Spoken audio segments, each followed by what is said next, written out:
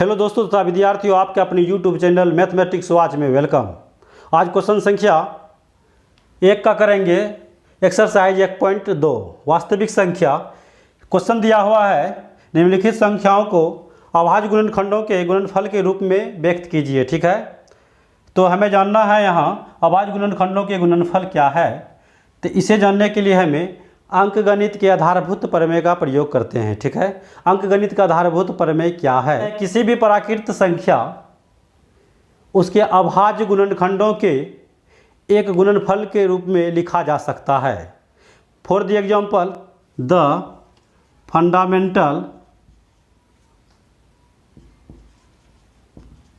Fundamental theorem of arithmetic किसने दिया? ठीक है,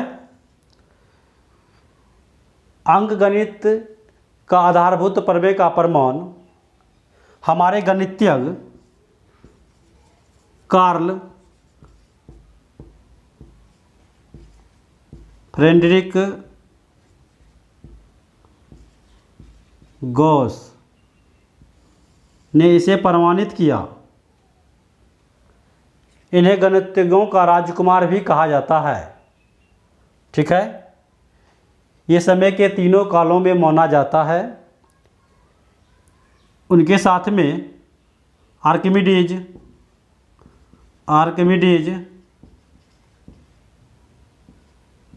और न्यूटन भी शामिल हैं। मैंने बताया किसी भी प्राकृतिक संख्याओं उसके अभाज्य गुणनखंडों के एक गुणनफल के रूप में लिखा जा सकता है। जैसे 3, फॉर द एग्जाम्पल 3 का अभाज्य गुणनखंडों के गुणनफल 3 ही होगा। जैसे और देखें 6 का 2 × 3 ही होगा। अंकगणित के आधारभूत प्रमेय कहती है भाज्य संख्या तथा अभाज्य संख्याओं के गुणनफल के रूप को गुणनखंडित की जा सकती है। ठीक है, जैसे 420 का यदि हम 420 अभाज्य गुणनखंडों के गुणनफल ज्ञात करते हैं तो क्या होता है? 2 दूना 4, 2 इकाई 2, 0। फिर 2 से देते हैं, 2 एक कम 2, इसमें टर्न नहीं लिया, 0। 5 दूने 10, 3 से हुआ 35 दिया 105, फिर 5 सते 35। तो देख 420 का अभाज्य गुणनखंडों के गुणनफल क्या होते हैं? अभाज्य गुणनखंडों के गुणनफल क्या होते हैं? तो 2 × 2 × 3 × 5 × 7। यहाँ देखते हैं कि समान संख्या है 2 के पावर 2 × 3 × 5 × 7, यही होता है। ठीक है, अब क्वेश्चन संख्या 1 की बात करते हैं। ठीक है, क्वेश्चन संख्या 1,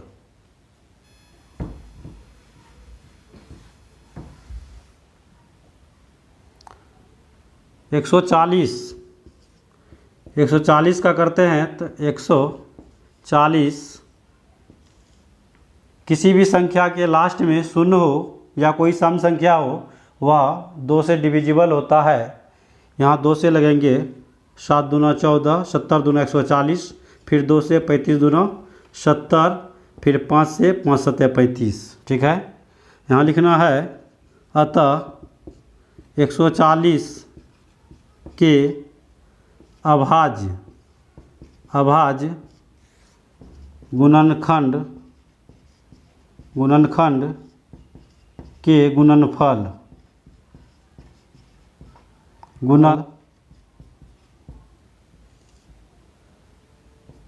2 × 2 × 5 × 7, 2 के पावर 2 × 5 × 7, ये हुआ आपका आंसर। ठीक है, नंबर 2, क्वेश्चन 2 156 का, फिर यहाँ 2 से 7 दूना 14, बाकी के 1, 8 दूना 16, 2 से 3 दूना 6, बाकी के यहाँ 1, 18, 9 दूना 18,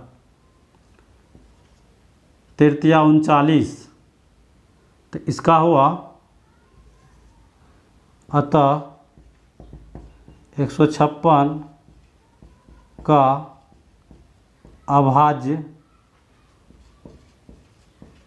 गुणनखंड के गुणनफल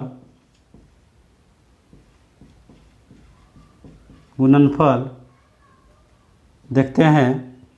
2 × 2 × 3 × 13, 2 के पावर 2 × 3 × 13, ये हुआ आपका आंसर। ठीक है, अगला देखते हैं 38 25 का, क्वेश्चन संख्या 3 38 25। तो 38 25 संख्या के कुल अंकों को जोड़ने पर, योग करने पर यदि 3 से डिवाइड लगता है तो उसमें 3 से भाग दिया जाता है। 3 से देना, 3 एकाम 3, 3 दूना 6, बाकी के 2 हुआ 22, 7 या 21, बाकी के 1, 5 या 15, 7 5 12, 12 3 15, फिर 3 के, ठीक है, फिर 3 के, 4 तिया 12, 3 दूना 6, 5 तिया 15, 5 2 7, 1 11, यहाँ लगेगा अब 5 का, 8 5 40, बाकी के 2, 5 25, 85 हुआ, 5 के 17 5 85। तो लिखना है आंसर, अतः 38 25 का 38 25 का अभाज्य गुणनखंड के गुणनफल बराबर 3 × 3 × 5 × 5 × 17 17,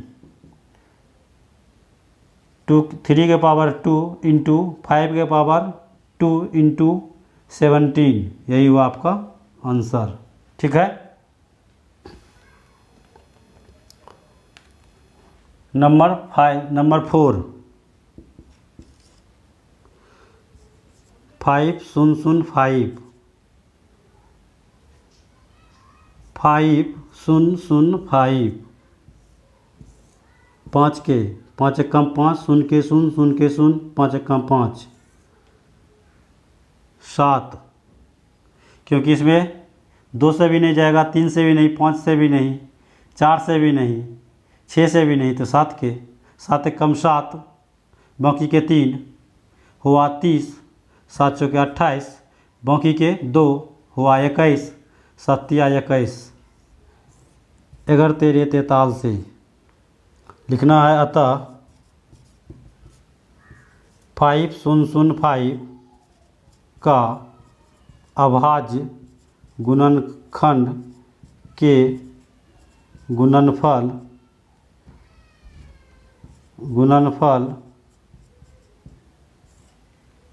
क्या हुआ, 5 × 7 × 11 × 13, यही हुआ आपका आंसर। ठीक है, अब बातें करते हैं लास्ट 5 का, 74 29। देख लेते हैं 74 29, 7 4 11, 11 2 13, 13 9, 13 9 22, 3 का नहीं जगता है, यहाँ देना है 17 के, 17 चौके 68, 68, बाकी के यहाँ 6, 17 तिया 51, बाकी के 11 हुआ 119, 17 7 119। ठीक है, अब यहाँ देना है हमें, क्या देना है, 19, 19 दूना 38, बाकी 57, 19 तिया 57, तो लिखना आता 74, 29 का अभाज्य गुणनखंड के गुणनफल क्या क्या हुआ, 17 गुना 19 गुना 23, यही हुआ आपका आंसर। अगला क्वेश्चन, क्वेश्चन संख्या 2, पूर्णांकों के निम्नलिखित युग्मों के एलसीएम, लीस्ट कॉमन मल्टीपली और हाईएस्ट कॉमन फैक्टर ज्ञात कीजिए तथा इनकी जांच कीजिए कि दो संख्याओं का गुणनफल एलसीएम गुना एचसीएफ है। चलते हैं बोर्ड पे। पहला क्वेश्चन, 26 और 91, 26 के अभाज्य गुणनखंड के गुणनफल ज्ञात करते हैं। 13 दूना 26, बस एक टर्न में। दूसरा 91 करते हैं 7, 7 कम 7, बाकी के 2, 7 21, अर्थात 63 91। ठीक है, तो देखते हैं, चूँकि इसलिए 26 का अभाज्य गुणनखंड के गुणनफल 2 × 13, 91 का देखते हैं कि गुणनफल 7 गुना 13। तो एलसीएम और एचसीएफ ज्ञात करें। एलसीएम ज्ञात करने के लिए शामिल पद को, जो शामिल पद है एलसीएम, शामिल पद को बाहर करें, बाकी शामिल नहीं हुए पद को ऐड करें, तो हमें एलसीएम प्राप्त होता है। ठीक है, इसको गुना करें, 13 दूना 26, 26 के गुना 7, 26 के गुना 7, 6 7 42, बाकी के 4, 7 दूना 14, 4 18, ये हुआ आपका एलसीएम। यदि एचसीएफ की बात करते हैं तो शामिल जोड़े पद में से एक को बाहर करें, यह आपका क्या हुआ, एम 182, एचसीएफ 13 प्राप्त हुआ। इसका जांच करना है, जांच क्या दिया हुआ है, दो संख्याओं का गुणनफल, तो दो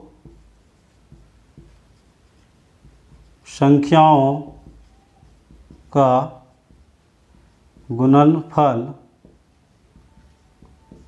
बराबर एलसीएम गुना एचसीएफ।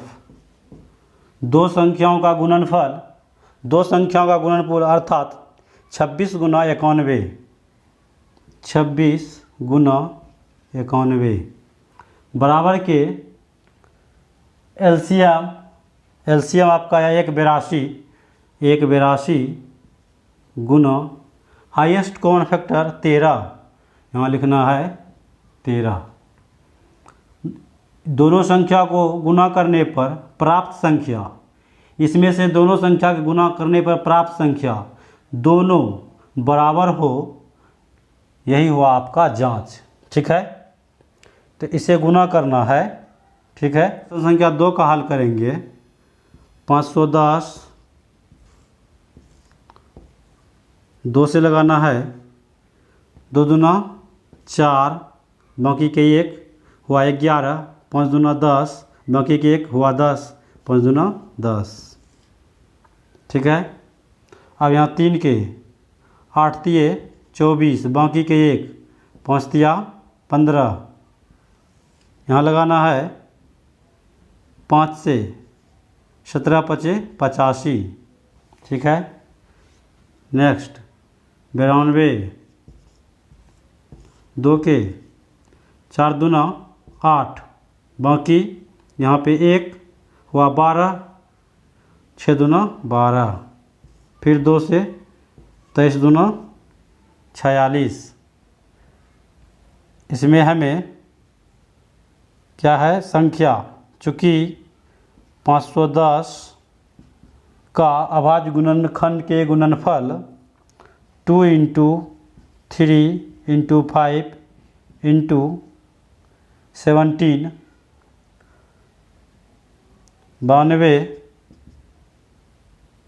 के अभाज्य गुणनखंड के गुणनफल 2 × 2 × 23। शामिल पद, यहाँ देखते हैं कि एलसीएम ज्ञात करने के लिए शामिल पद में से एक पद को बाहर, अब नहीं है शामिल पद को पूरे गुना करना, अर्थात ये शामिल नहीं है तो गुने 2, गुने 3, गुने 5, गुने 23, गुने 17 में 2 × 2 × 4, 2 × 4, 4 तिया 12, 12 पंच 60, तिया 180, 180 के 0, बाकी 18, 60 दूना 120, 60 दूना 120, 8 3 1, 60 × 23 करने पर 1380 × 17, 17 × 0 0, 17 8 36 से बाकी के 13, 17 तिया 51, 51 13, 4 6, 64, 64 के 4, बाकी के 6, 17 1 × 17, 17 और बाकी 6, 17 6 तो हुआ 23। एलसीएम आया आपका 23 40। एचसीएफ शामिल पद में से 1 2 आंसर। अब इसका जांच करते हैं, ठीक है। दो संख्याओं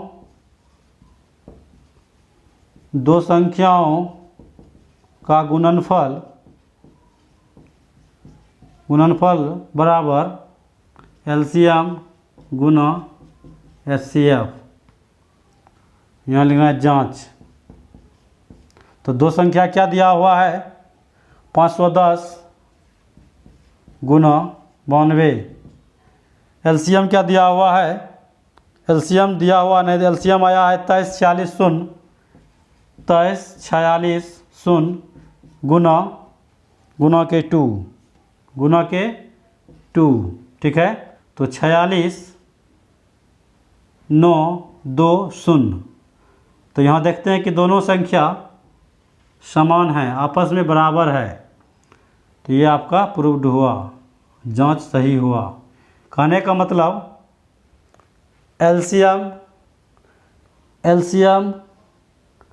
एलसीएम गुना एचसीएफ बराबर दो संख्याओं का गुणनफल होता है। दोनों संख्या हमें क्या हुआ, यहाँ पे इक्वल आया, अर्थात जांच हुआ, ठीक है। अब क्वेश्चन नेक्स्ट, इसे मिटा। 336 के गुणनफल ज्ञात करते हैं।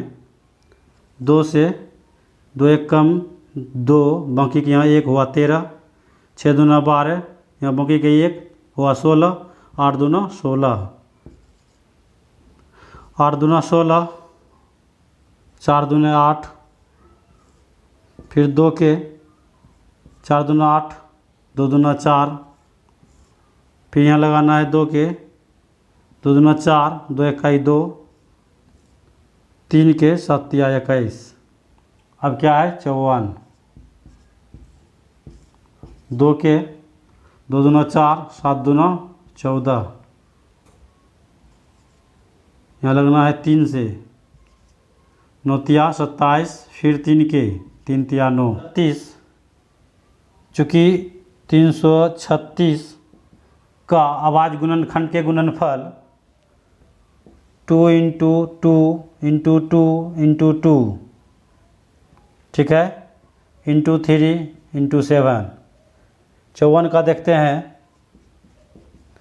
2 × 3 × 3 × 3।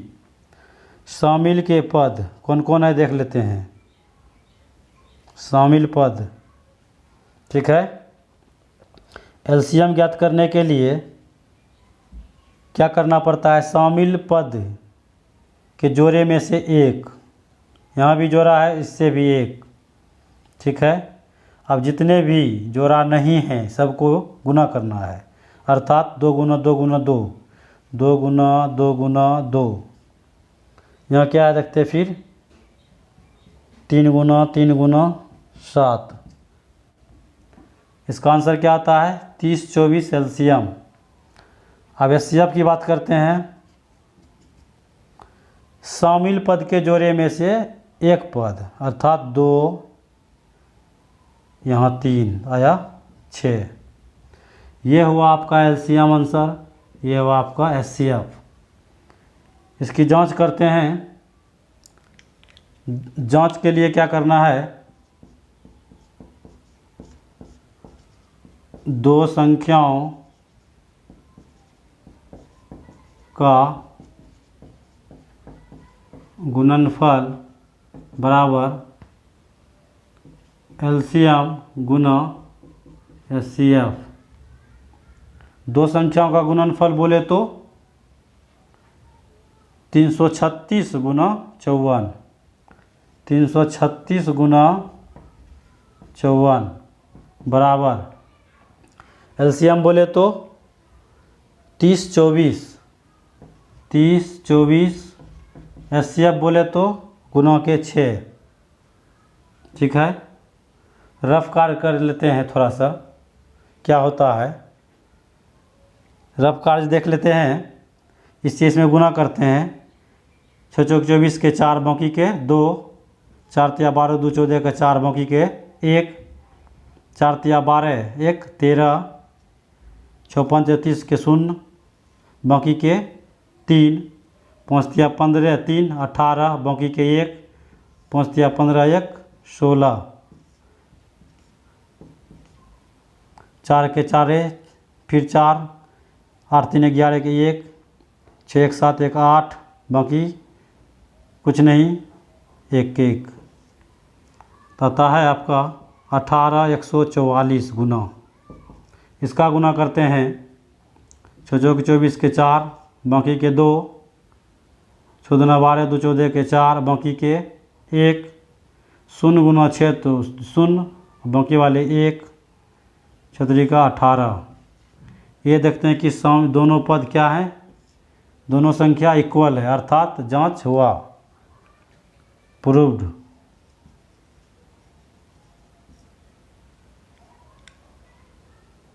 आज के वीडियो में यहीं तक।